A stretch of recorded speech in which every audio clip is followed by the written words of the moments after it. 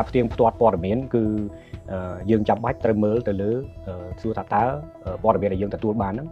មានអង្គភាពសារព័ត៌មានផ្លូវការឬក៏ប្រភពផ្លូវការណាមានចុះផ្សាយដែរឬទេបាទហើយបច្ចុប្បន្ននេះគឺងាយណាស់យើងនៅក្នុងការផលិតផ្សព្វផ្សាយព័ត៌មានទាំងប្រព័ន្ធផ្សព្វផ្សាយរដ្ឋនិងឯកជនរបស់យើងនៅក្នុងប្រទេសកម្ពុជាគឺបានបំពាក់នឹងមធ្យោបាយបែប digital គ្រប់បែបយ៉ាង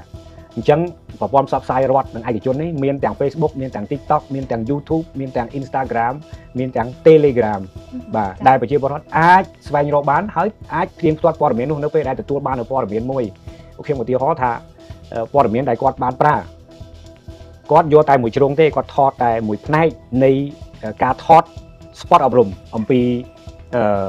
សិទ្ធិកុមារប៉ុន្តែគាត់ច្បិចយកតែទស្សនវិជ្ជាមួយដែលបង្ហាញបុរសម្នាក់ដែលអោបរឹតកូនក្មេងបាទអោបរឹតកូនក្មេងយើងមើលតាមរូបភាពហ្នឹងយើងឃើញគាត់ថាអោបរឹតកូនក្មេងហើយគាត់បង្ហោះរូបហ្នឹងទៅគាត់ប្រាប់ថានេះជាសកម្មភាពចាក់ចម្រិតអញ្ចឹងផ្អើលកន្លះប្រទេសហើយនេះគឺគ្រោះថ្នាក់ណាស់បាទអញ្ចឹងការបង្ហាញព័ត៌មានបែបនេះគឺមានន័យថាយើងត្រូវដាក់ការសង្ស័យហើយស្វែងរកព័ត៌មានផ្លូវការភ្លាមទោះថាតើព័ត៌មានដែលផ្សព្វផ្សាយដោយប្រព័ន្ធផ្សព្វផ្សាយរដ្ឋ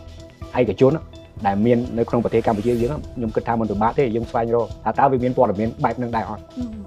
បើរកទៅមិនឃើញទេអាហ្នឹងគឺច្បាស់ជាព័ត៌មានហ្នឹងវាអត់មានកើតឡើងទេច្បាស់ជាត្រូវបានគេយកទៅបំផ្លាស់បំភ្លៃឬក៏ដើម្បីធ្វើការបំពុលទេហើយមួយទៀតយើងអាចមើលទៅលើចំណងជើងរបស់វាបើមិនជាចំណងជើងនោះមានភាពគេហៅថាបំផ្លើសហួសហេតុ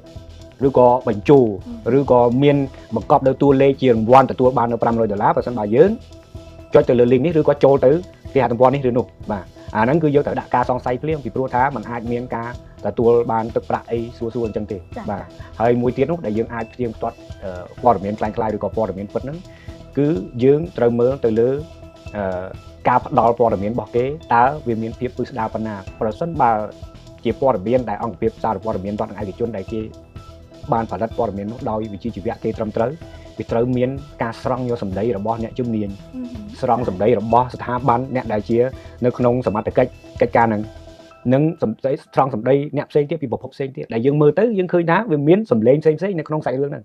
បើសិនជាព័ត៌មានคล้ายៗគាត់អត់ចំណាយពេលទេគាត់សរសេរតែមួយកថាការឬក៏ផ្សេងទៀតដែលគាត់ copy យកពីណាពីណីមកដើម្បីបំពេញបន្ថែមធ្វើឲ្យយើងមានអត់ចាប់អារម្មណ៍ទេហាក់បីដូចជាអត្ថបទពេញឬក៏ជា